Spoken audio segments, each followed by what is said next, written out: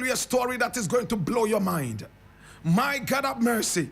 Today I say I'm going to tell you a story that is going to blow your mind. What story am I telling you today? It is a story, my God have mercy, that is about to take you unawares. A story that will blow your mind.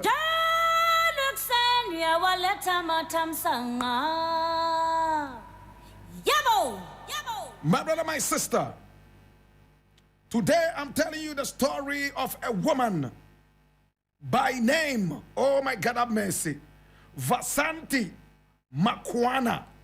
Vasanti Makwana. Vasanti Makwana. Vasanti is spelled V-A-S-A-N-T-I. Makwana is M-A-K-W-A-N-A. Vasanti Makwana, whose photograph you see right here. Right here in the African history class. This story is about to make you cry. This story is about to make you weep. Now when you look at this woman, Vasanti Makwana, in fact, she is one of the most controversial personalities you would find in history. She was born Indian, at the same time born Ugandan. At a point she became Saudi Arabian, and then she finally became a Canadian. And she's still looking forward to calling herself Ugandan. One woman with about 4 different nationalities. And you are about to be surprised even the more. Vasanti Makwana, my brother, my sister, is my guest right here in the African history class. Now, she was born in 1958. 1958, my brother, my sister, she was born right there in Uganda, the capital, Kampala. And when she was born, Uganda was such a beautiful country. It was a country that had it all. It was a country that attracted almost everybody to come around. It was such a beautiful country to do business. In those days, so many people had come from Asia, especially India, to live in Uganda, and they became automatic Ugandans. Just like you go to South Africa, some people coming all the way from Holland and some other such places, even though white are today called South Africans. It's the same thing with Uganda. We have Chinese and Indians in Jamaica, I beg your pardon, who today are called Jamaicans.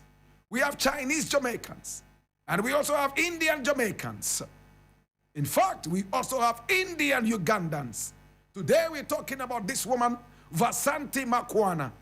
Her life is about to blow you away. You will never hear this story anywhere. That is why in the African history class, we keep you up on your feet. Hear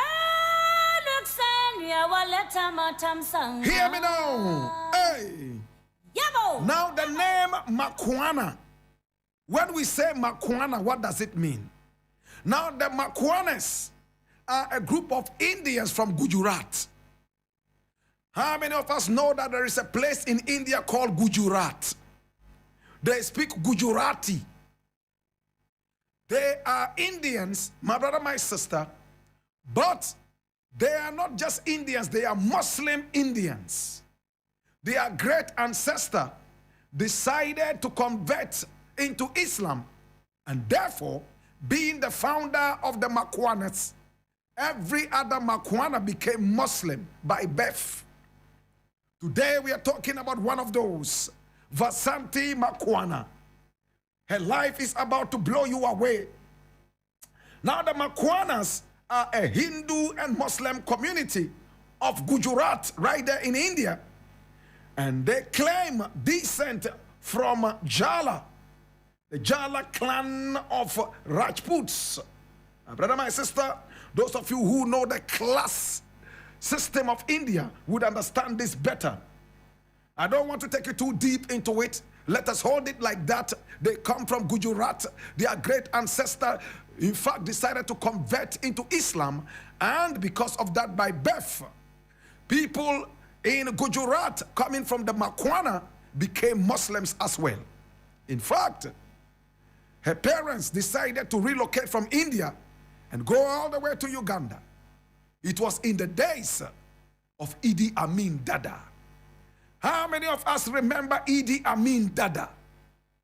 Now, Idi Amin Dada, my brother, my sister, my producer is going to put up the photograph of Idi Amin Dada right here. So you will see Idi Amin. This is Idi Amin Dada.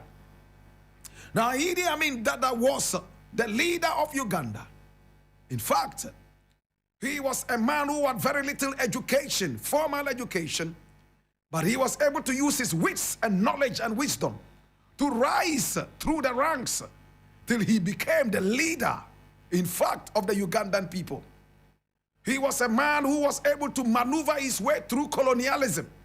He served the colonial master, and the colonial master believed him so much and pushed him through the ranks. And when he became, a leader in the army, he became the natural leader of Uganda. And when he became that leader, he still used his wisdom to be able to kick out so many different people he considered his enemies.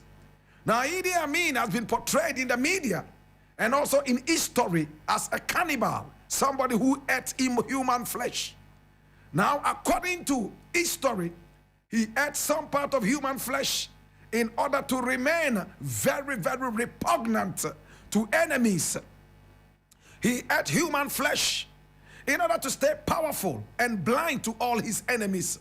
Idi Amin Dada, very little education, but he was a man who loved to also eat snake meat. My God have mercy. Now, if goat meat is chevron, now if cow meat is beef, if fowl meat is chicken, how do you call snake meat? My brother, my sister, he loved to eat snake meat, and he encouraged a lot of people around him to eat snake meat. And when he was asked, he said, when we say you are a snake, it means what? You are a traitor. If they say somebody is a snake under grass, it means what? It's a traitor. So when you eat snakes, then you are eating all the traitors in your life. He was such a philosophical person, albeit very, very much full of conundrums. This is Idi Amin Dada. It was in the reign of Idi Amin when the parents of our heroine for today, Vasanti Makwana, arrived right there in Uganda, and they gave birth to our beautiful Vasanti Makwana in 1958.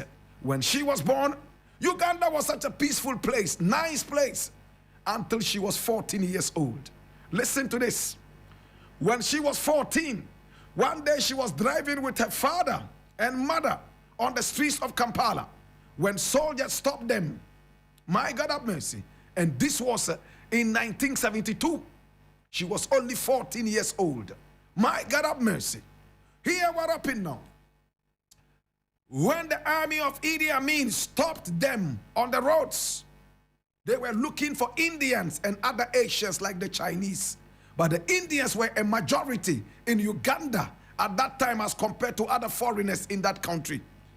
The soldiers went the extreme. They raped little girls, some who were even younger than 14. They raped women and sodomized women and men together. In fact, the 14-year-old saw all these things. Her father never forgave Idi Amin. And you know what happened? Idi Amin decided to deport all Asians, including Indians. There were 50,000 in number at the time. They were all deported, my brother, my sister. And this happened from the beginning of 1971. In 1972, it got to the helm on the 4th day of August 1972. Idi Amin ordered all Asians, Chinese, Indians to leave Uganda because they are taking over the economy of the country, and the people of Uganda, the indigenes, were not able to get access to all the wonderful things that they should be getting access to. Some Pan-Africanists hailed him for that. In fact, he said the Indians and the Chinese, the Asians in all, were those who were causing the downtrend of the Ugandan economy. He sent all of them away. That was when my 14-year-old Vasanti Makwana, because she was Muslim and her parents were also Muslim, they moved all the way to Saudi Arabia. They arrived in Saudi Arabia. In fact, and in Saudi Arabia, she decided to train as a nurse.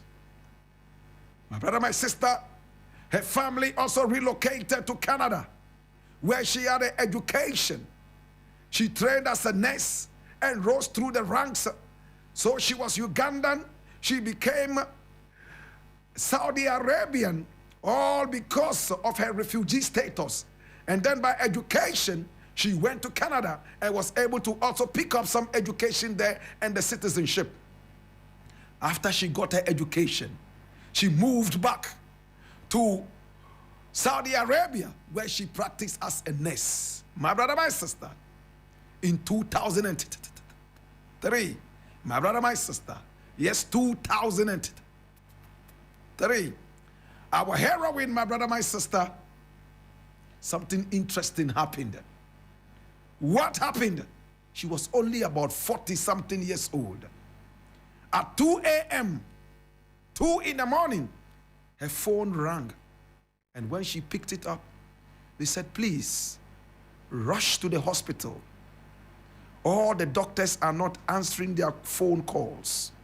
Please come and save a certain patient. She said she had sworn an allegiance to the Most High Allah.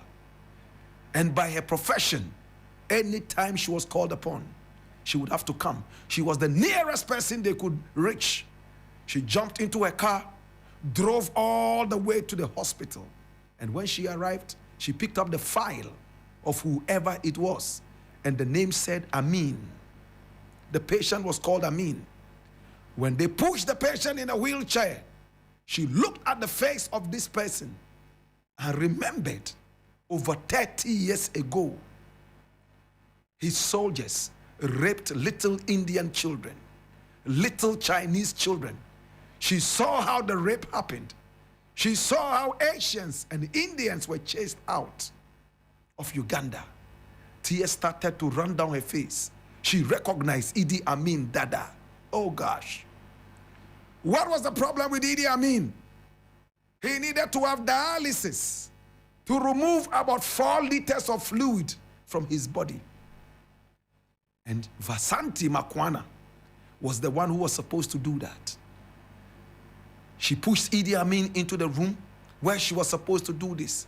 And Idi Amin started begging, please save my life. I hear you are the only one who can save my life. Please save my life. I beg you.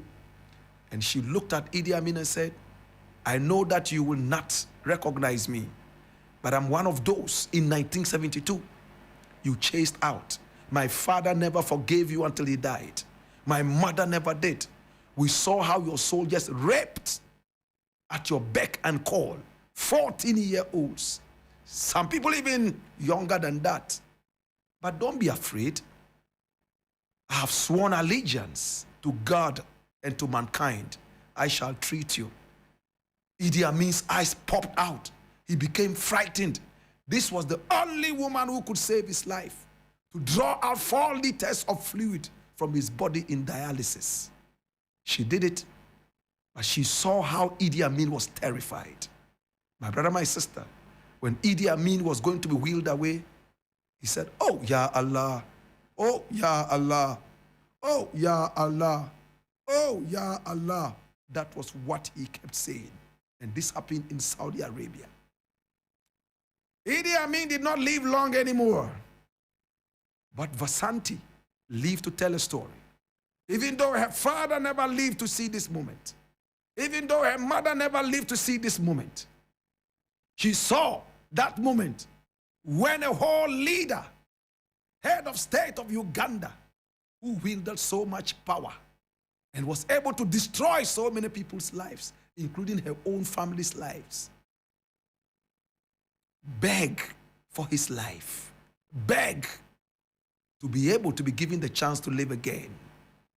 Today, my brother, my sister, Vasanti Makwana, the Muslim woman from India, all the way through Kampala in Uganda, to Riyadh in Saudi Arabia, all the way to Ontario in Canada, back to Riyadh in Saudi Arabia.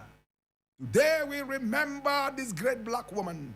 And today we also remember this wonderful moment when she lived to tell a story that haunted her from when she was 14.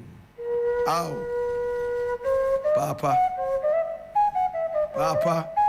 Adain, yeah, Papa,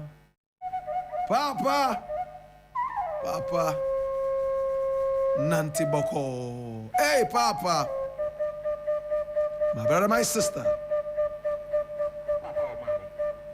Papa, Idi Amin Dada, you cause your people so much pain. In some cycles, you also did well to uplift the people.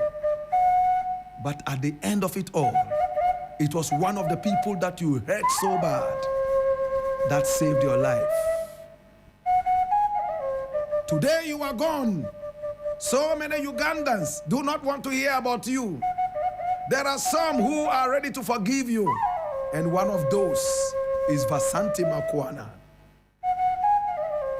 In the burden of knowledge, I ask you, now that you know the story of Vasanti Makwana, what would you do? Be an any ole mini obafe yanzunda kagane mezaka yine ye papango bokaya nangfifia ye nyanu kai na wo bana ye hu abe den lele anjima singa be kunne lele anjima singa be ye Vasanti Makwana.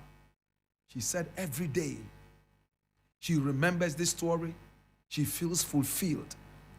That a man who sought to destroy her and her family, who her father and mother never forgave, was on his knees begging for his life. She had the power to destroy him at that point. Oh, at that point, Idi Amin was so lonely. At that point, he had been forsaken.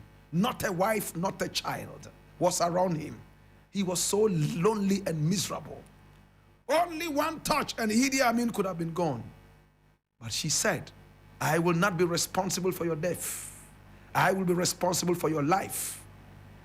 She did the dialysis and Idi Amin went home sleeping like a baby.